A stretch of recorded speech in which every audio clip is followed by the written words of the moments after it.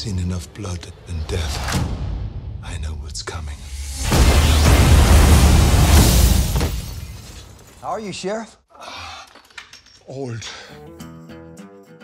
Well, in a way, it's really not much different than doing a cameo. I mean, it's like you're on a set and you do the acting and you handle the weapons and all of those things. So I think I got a great warm-up when I did Expendables, when Sly gave me a chance to work for 4 days on Expendables, which made it look kind of like I worked for weeks on a movie because they shot so much footage from 6 in the morning to late at night. So then when I was finished with that, I went directly to New Mexico and started shooting, Last Stand. I really never got the feeling like, oh my God, I have to work very hard to get back into it. I just slipped into it in a natural way and felt actually very good about being on a set and doing the scenes and handling the weapons again, doing all the action, the stunts and all that. And then working with a very talented director, with Kim Ji-woon, was also very helpful to get me into it because he was very passionate, very enthusiastic.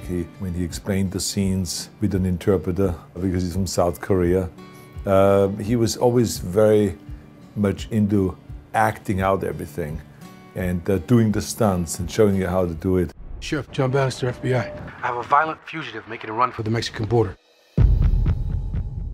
I'm not gonna let that guy come through our town without a fight.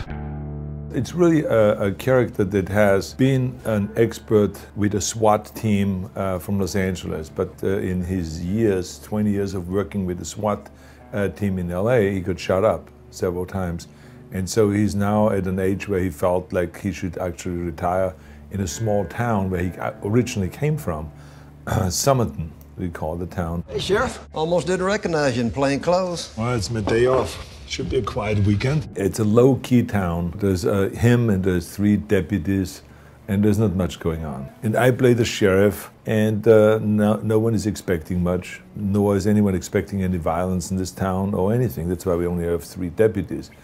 But then all of a sudden, we realize that there is a gang of mercenaries, of the most dangerous criminals, drug lords, that are descending on our town and trying to get through our town to cross the border to Mexico. We've got a cartel with heavy firepower headed towards the border. And there's a strong chance they're coming your way. And of course, no one has any confidence that we are going to go and stop them, nor does the FBI have the confidence that we're going to stop them. So they felt like they should just run over us and just ignore us, and that they run the whole operation. Who the hell are you?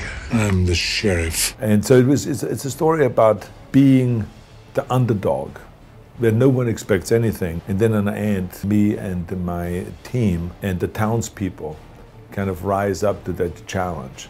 And the movie is about what it takes to get to that point and to convince everyone to rise up, to be part of the team and not to just continue talking about, let's look the other way and let's just let them go through the town and nothing will happen and all this. And I just stand up and say, no, I was born to fight for the rights of the people. And so I take on this huge gang of most violent people with all of the guns and weaponry that they have. We are outgunned. How are we gonna go up against all that firepower? I got an idea. She's my little Nazi killer. And so that's where Johnny Knoxville comes in, who wanted to always be a deputy and be deputized, but never was because he's goofy. So I never deputized him, but now I have to because I need manpower. And I know that he's a good shooter, so I have to get all of these townspeople together and deputize them, and then we together basically confront this big gang. So it's an action movie. It's a fast-paced movie like the Fast and the Furious in a way. It has car chases and car races, but unique ones also through the cornfield, which was of course the most fun thing to do, to race through the cornfield with 80 miles an hour with the Camaro against the Corvette and then banging into each other and all this. That was really terrific, and there's great fight scenes in there. There's some comic relief like True Lies. Thought he wasn't working today. Hey, Ray, how you doing, man? Good to see you. Wow, you're looking jacked, Ray. You've been working out. Give me the damn thing. When you were doing your training, your nutrition, your supplementation to get ready for this role, did you approach it just like you used to back in your bodybuilding days when you were getting ready for one of your major contests? Well, first of all, you realize that you're now a little older than 7 years ago or 9 years ago when we did Terminator 3. Times have changed. And you have to prepare much better and much more. You have to work out harder. You have to do more cardiovascular training, more stretching, more warming up for the scenes. But what I noticed was that everything is possible if you prep the right way. I think we had a good stunt coordinator that knew what everyone's potential was, and I had a good time doing all the action again and doing all the stunts again. Each role is different, and so therefore you have to prepare differently. I remember that the last film we did, which was called 10, it's a police drama. And there we had to again have a totally different training, because there the director and the story was such that you had to do so much training, tactical training, with the actual LA SWAT team and really practice with the weapons so you handle them exactly the way they are being handled by the experts. So it was, besides the physical training and training with the weights, you had to kind of train for that also so that they look totally believable. So every movie takes kind of a different preparation. All right, so tell us, what's next for Arnold Schwarzenegger?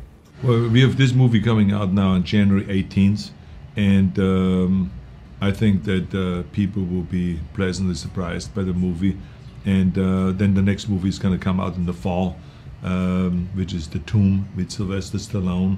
Then after that we have 10 coming out, which is in January next year. And so there's a lot of stuff.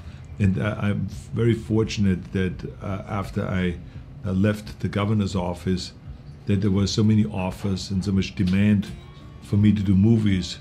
And so there's a lot of movies that I mean, in the last year I've done 4 movies, and or since I've left office, and we will be doing more movies this year and next year, and so it will continue on, including Conan and the sequel to Twins, which will be called Triplets, and so on. So I'm looking forward to many more movies ahead. Well, we cannot thank you enough for the time that you spent with us today.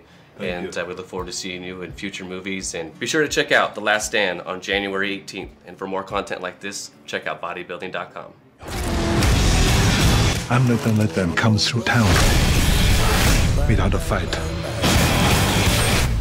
Very nice. Who the hell are you? I'm the sheriff. The Last Stand. Drive safely. Rated R starts January 18th.